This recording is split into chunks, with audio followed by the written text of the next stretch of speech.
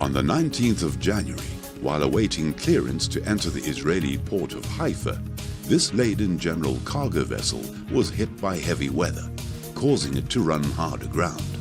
The grounding location was 32.531 degrees north and 35.044 degrees east, about 10 kilometers northeast of the port entrance. Exposed to very strong tidal currents, the vessel was at the mercy of the ocean's swell. In charted depths of 4.1 meters, she was loaded with approximately 9,150 metric tons of steel coils. The vessel owners promptly activated T&T Salvage, and on the 21st of January, a salvage master boarded the stranded vessel, who, after inspecting the ship, observed the following. The steering gear was out of service. A dive survey revealed the propeller shaft was heavily damaged. The port anchor was missing due to heavy weather conditions. The vessel was stable. The port anchor had 9 shackles out. The starboard anchor had 1 shackle out. The main engine was operational. The vessel was very close to the shore. No flooding was observed.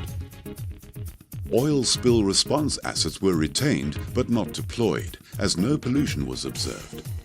Specialized salvage personnel and equipment assets were mobilized from T&T's base in northern Germany. Weather conditions were monitored throughout the operations, and on day 2, a dive and bathymetric survey was performed.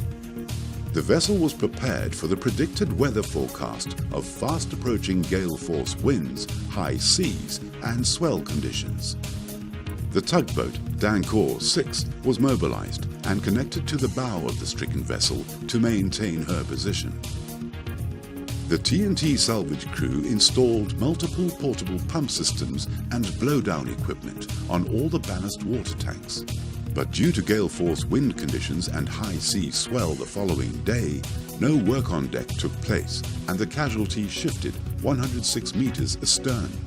Bad weather conditions continued for 7 days after the initial grounding, and the vessel was heavily pounded on its starboard side.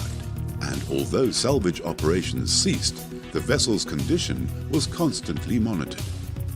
When the bad weather conditions had subsided, preparation for refloating the stricken vessel continued, and on day 11, the lightering barge EDT Suzanne was mobilized and came safely alongside with the help of the tugs Braca and Kabate.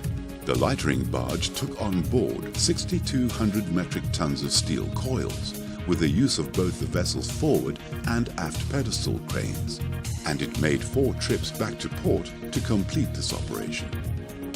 After the safe transfer of the cargo and essential damage control actions, high-capacity pumps were used to deballast and refloat the vessel, with the assistance of the tugs. On February 7th, the vessel was refloated, and following a full underwater inspection, the vessel was then towed to Haifa anchorage. At the Israeli new shipyard port, the vessel was prepared for berthing with the assistance of the tugs. Once alongside, the remaining cargo was discharged to an indoor storage facility, and although the vessel was afloat, shipyard permanent repairs were still needed. The vessel was then prepared for an ocean towage by a T&T tug. Salvage equipment and personnel no longer required for the transit to the repair facility were demobilized. On the 27th of February, she arrived in Tuzla, Turkey, and was redelivered to her owners.